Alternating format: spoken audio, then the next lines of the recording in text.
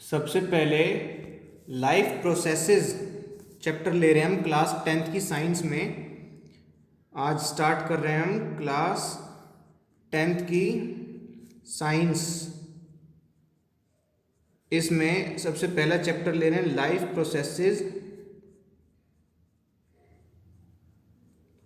इसमें हम सबसे पहले डाइजेस्टिव सिस्टम का डायग्राम बनाना सीखेंगे।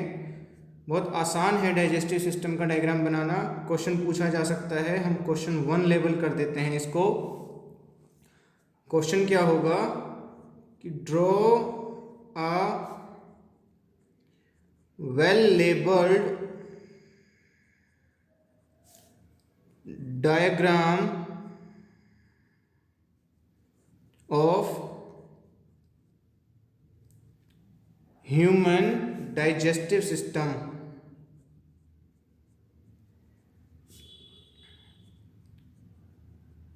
अगर लेबलिंग करके पूछा है तो 3 मार्क्स का समझो, और विदाउट लेबलिंग पूछा है तो 2 मार्क्स का समझो। तो इसको 3 मार्क्स का समझो, जिसमें हमें लेबल भी करना है, मीन्स उसकी मार्किंग करनी है कि कौन सी स्ट्रक्चर क्या होती है। तो हम स्टार्ट करते हैं अपना डायग्राम बनाना। इस तरह से 2 ओपनिंग बना लो आप, उनके बीच में इस तरह से ये स्ट्रक्चर बना ली। देखो बहुत आसान है डायग्राम बनाना। अच्छा, उसके बाद में इस तरह से इसको नीचे ले आए, इस तरह से इसको नीचे ले आए, ये बीच में पार्ट कर दिया। अब ये जो स्ट्रक्चर है इसको बोलते हैं नोस्ट्रिल। ये क्या है? नोस्ट्रिल। पूरा हेड बना करके रिप्रेजेंट करने से तो बेटर है इसी तरह से रिप्रेजेंट कर दिया जाए। ये है माउथ। यहां पर आप क्या समझ रहे हो? ये चीज स्ट्रक्चर क्या है? Tongue. This region is known as buccal cavity.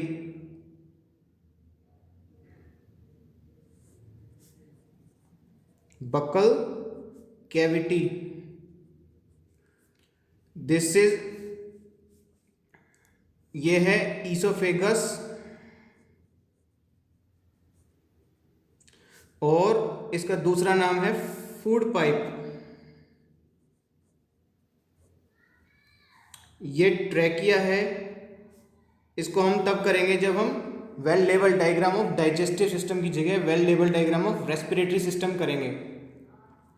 अब इसमें आगे देखो, एक ये स्ट्रक्चर है। देखो मैं आपके यही बता देता हूं। यहां से क्या एंट्री करेगा? नोस्ट्रिल है, एयर एंट्री करेगा। ये माउथ है, तो यहां से किसकी एंट्री होगी? फूड की एंट्री होगी।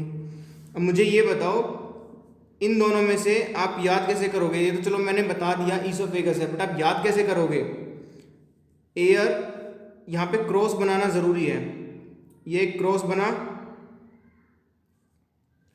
देखो फूड की एंट्री होगी, ऐसे जाएगा इधर। एयर की एंट्री होगी इस तरह से। ये ट्रैकिया है। ये जो कॉमन रीजन है,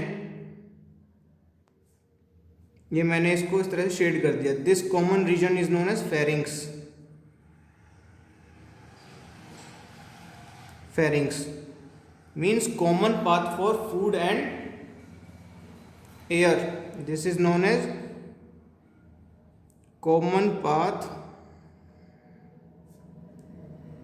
फॉर फूड एंड एयर। एक तो पॉइंट यही हो गया है।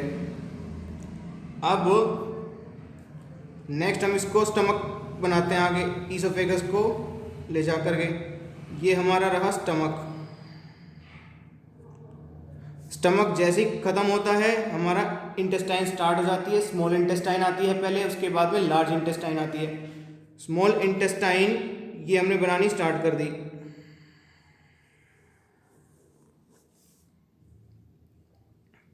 इसको इस तरह से इनफोल्डिंग्स दे देंगे। ये स्मॉल इंटेस्टाइन है।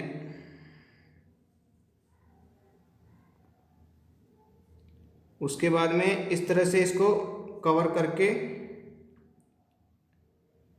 ऐसे बनाएंगे, जैसे सीकम। यहां से अब ये सीकम पोर्शन है, लार्ज इंटेस्टाइन का पार्ट है। ये इसको अपेंडिक्स बोलते हैं। मैं भी करूंगा इसकी लेबलिंग। इसको इस तरह से बनाओगे आप।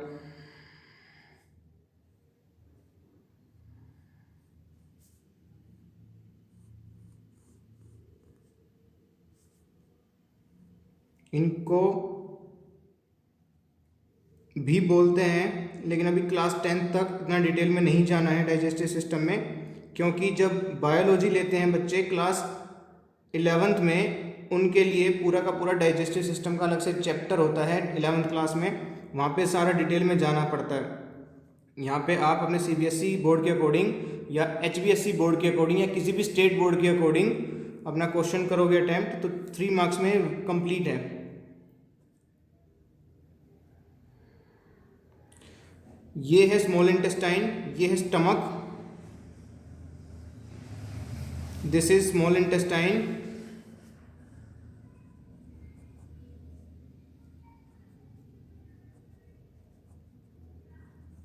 This is large intestine. Large small intestine ये है, यहाँ तक स्टमक से स्टार्ट हुई है और यहाँ तक आती है स्मॉल इंटेस्टाइन। यहाँ से ये वर्टिकल, ये हॉरिजॉन्टल, ये वर्टिकल और ये सारा पोर्शन लार्ज इंटेस्टाइन का है। This is large intestine.